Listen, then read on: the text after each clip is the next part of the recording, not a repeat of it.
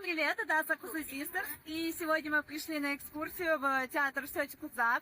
Мы немножко походим по сцене, поснимаем сценическое оборудование, и потом вы вместе с нами посмотрите на этот замечательный тур. Ну что, поехали? Там на все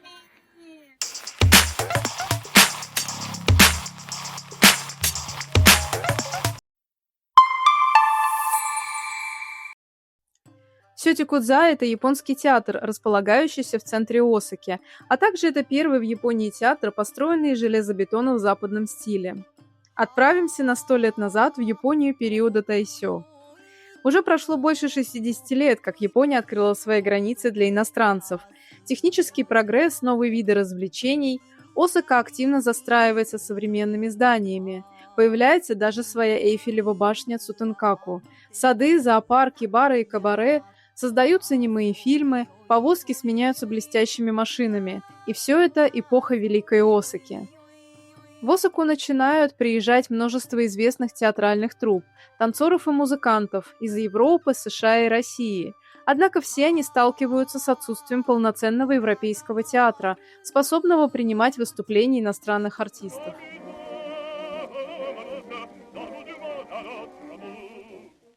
И тогда Мацудзиро Сирай находит решение. Он был твердо убежден, что создание крупного международного театра является неотложной задачей. И поэтому он потратил 2 года на строительство первого в Японии железобетонного театра – Осакского театра Сёти Кудза на Дотанборе в чисто европейском стиле. Театр с его характерным арочным главным входом в стиле неоренессанс, отделанным терракотой, был спроектирован архитектором компании Obayashi Corporation Такасабуро Кимурой по образцу театра Ла Скала в Милане. Его строительство было завершено 10 мая 1923 года, 12-й год эпохи Тайсё, а церемония открытия состоялась 17 мая того же года. Вместимость нового дома искусства составила 1141 человек. Полированный каменный пол вестибюля, отделанный терракотой фасад, мраморные камины, ослепительные люстры, украшенные деревянными панелями потолки и стены и королевские ложи по обеим сторонам. Входной билет тогда стоил 2 йены за первый класс, специальные места типа ложа, слева и справа. 1 йена 50 сен за второй класс, места на 2-м этаже, и 60 сен за 3-й класс, места на 3-м и 1-м этажах. Удивительно, но нынешние места в СС, места 1-го класса, в то время были местами 3-го класса. Вероятно, тут владельцы также руководствовались европейской логикой, так как места в партере чаще всего предназначались для простого народа, а места в ложах на 2-м этаже и в королевских ложах отдавались людям более богатым, влиятельным или знатного происхождения. В момент основания девизом театра было «Мы стремимся быть театром, сочетающим в себе как кино, так и спектакли исполнительского искусства новой эпохи, чисто европейским театром, являющимся ведущим залом народного искусства». Прочувствуйте в этих словах дух старой Осаки, ее стремление идти вперед в ногу со временем и ничем не уступать Европе. Формат шоу также был новаторским. Оно сочетало в себе постановки музыкально-драматического клуба «Сётику», позже ОСК, основанного в 1922 году, с зарубежными фильмами.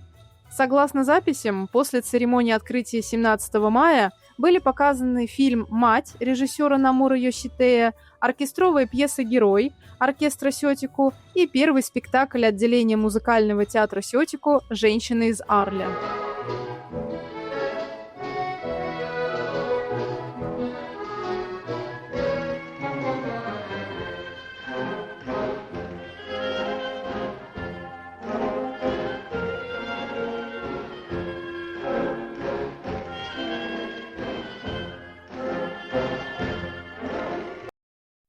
Являясь залом славы западных фильмов в Осаке, наряду с театром Китано в Умеде, в Сёти Кудза демонстрировались прекрасные зарубежные фильмы, а также исполняли ревью-шоу женская оперная труппа Osaka Shochiku Girls Opera Company OSSK. После Второй мировой войны театр вновь открылся как первый кинотеатр для показа фильмов Сётику, но позже был преобразован в кинотеатр для показа иностранных фильмов. Тут демонстрировались такие фильмы, как «Ад в Поднебесье», «Унесенный ветром», «Челюсти», «Телохранитель», «Последний император», «Инопланетянин» и другие знаменитые картины. 8 мая 1994 года кинотеатр прекратил свою деятельность и закрылся на реконструкцию. Последним показанным фильмом были «Унесенные ветром». В 1997 году театр был перестроен с сохранением фасада, из-за чего, к сожалению, он лишился почти всего своего роскошного убранства зала, холлов, кассы, буфета, а новый театр открылся 26 февраля того же года. Сейчас в нем в основном проходят постановки кабуки, новой драмы и сёчику синкигеки, а также выступления джанис, оперы, мюзиклы, концерты и представления рокуго. В 2004 году, впервые за 66 лет, шоу «Весенние танцы» или «Харуно Одари» было возрождено в качестве ревю новой труппы ОСК Nippon Kageki-dan и с тех пор стало ежегодным знаковым мероприятием. На данный момент в театре 1033 места при установке Ханамичи. На первом этаже 553 места, на втором этаже 282, на третьем 198, а места у экрана всего 12. А сейчас давайте отправимся на прогулку по закулисью этого столетнего красавца.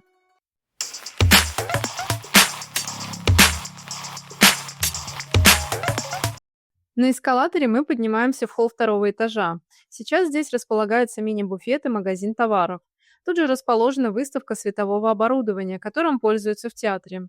Эти аппараты могут проецировать узоры, узкие лучи света, а также заполнять зал монохромным светом. Есть аппараты, в которых используются лампочки. Они лучше подходят для спектаклей, где требуется деликатная подсветка. Также есть аппараты со светодиодными светильниками и панелями. Они лучше подходят для концертов и мероприятий, где нужен яркий и экспрессивный свет. После реставрации Мэйдзи женщины получили доступ к образованию и работе и могли пойти работать в театр осветительницами. Однако это была очень тяжелая физически работа, которая к тому же не очень высоко оплачивалась. Лампы нагревались до высокой температуры, поэтому девушки должны были работать в перчатках, чтобы не обжечься.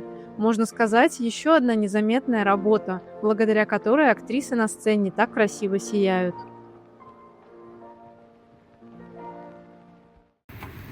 А теперь заходим в зал. Он сейчас отделан в красных тонах и выглядит больше японским, нежели европейским, как изначально задумывался. А вот и Ханамичи, цветочная дорога. Она используется в спектаклях кабуки, если нужно показать путешествие главного героя. Актеры выходят на нее, чтобы отправиться в дальние путешествия и показать течение времени. Ну а тут мы с нетерпением ждем начала экскурсии. Кстати, в зале вот такие красные бархатные кресла, которые выглядят очень ретро-красиво. Сейчас начнется шоу. Здесь нам показывают все возможности этих самых ламп, которые были представлены на втором этаже. Вы можете увидеть, как смотрится сцена со зрительского места. Позже мы отправимся с вами уже за кулисы и посмотрим ту же самую картину, но уже глазами артистов со сцены, так что не выключайтесь. Также, конечно, в Сёте Кудза есть и домовое оборудование для создания эффектов. Кстати, хочется отметить, что по сравнению с другими театрами самого запаха сценического дыма почти не чувствуется, а он обычно очень едко пахнет, что не отвлекает от просмотра. Ну и мы очень надеемся, что это облегчает дыхание артистам. И снова вернемся к цветочной дорожке. За кулисами есть маленькая комнатка, в которой артисты могут подготовиться к выходу. Кстати, в этих квадратиках на дорожке используются настоящие лампы. Будьте осторожны, чтобы не обжечься. Внезапное появление актера происходит с помощью помощника. Видите руку стафа, который в нужный момент отдергивает штору, и на сцене появляется герой. Теперь давайте пройдем на сцену. Само здание столетнего театра внутри выглядит как типичный театр.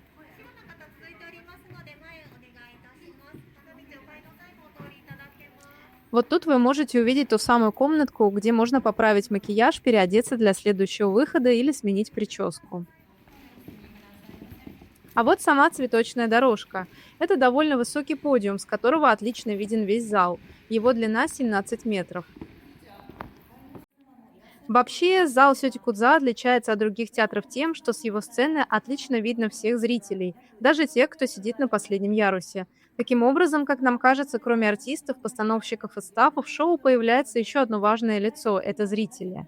Расстояние от самого первого ряда до самого последнего – 16 метров.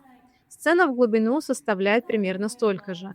И если посмотреть наверх, можно увидеть световое оборудование, закрепленное на потолке.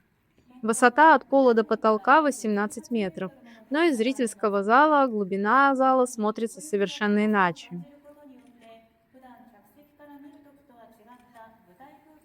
Давайте посмотрим себе под ноги. Сцена размечена специально белой лентой, чтобы артисты могли ориентироваться во время шоу. А теперь время для того, чтобы показать возможности сцены. Сейчас нам будут показывать, как вращается большой круг на сцене. Он нужен, чтобы создавать динамические эффекты во время представления. Движение на самом деле очень плавное, совсем не страшно. Не, мне нравится.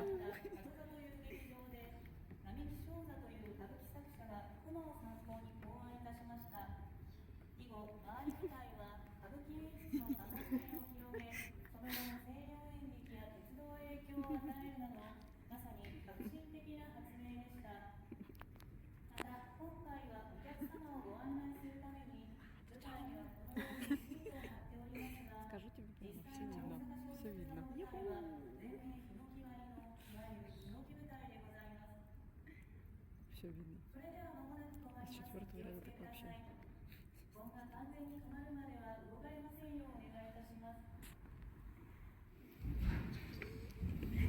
Теперь покатаемся на движущейся платформе вверх-вниз.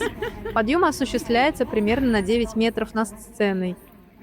下がる席は本来であれば近く9メートルまで下がりまして、この舞台下の空間のことを奈落と申します。それではご自由一番下まで下がりますか？ При движении вниз можно увидеть внутреннее сценическое оборудование. Тут уже есть реальная возможность зацепиться за что-то, поэтому надо быть аккуратными. А теперь посмотрим на зрительский зал глазами артистов. Сзади занавес отличается от лицевой части, но это, как правило, обычное дело. Также в японских театрах везде висит такая вот табличка, охраняющая от пожаров и чрезвычайных случаев. В европейских театрах такого точно нет. Кстати, тут в театрах еще и не всегда есть 3 звонка перед началом шоу, а вместо него вот такой один сердитый сигнал.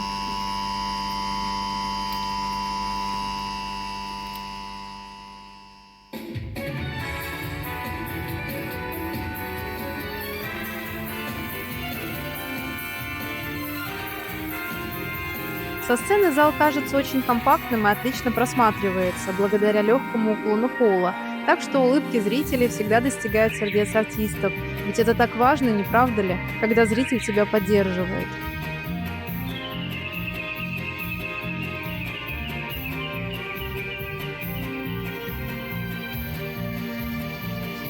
Представляете, какое-то чудесное чувство, когда ты стоишь на сцене, а зрители хлопают и улыбаются тебе.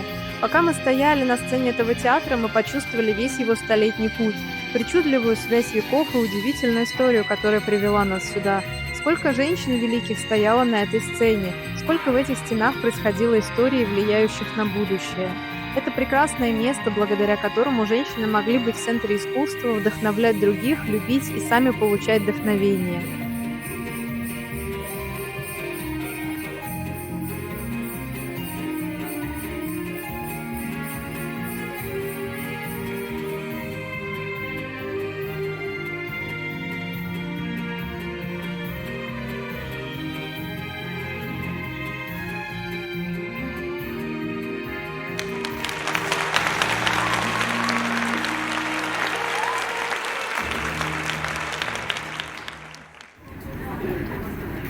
Итак, экскурсия закончена. Спускаемся на первый этаж.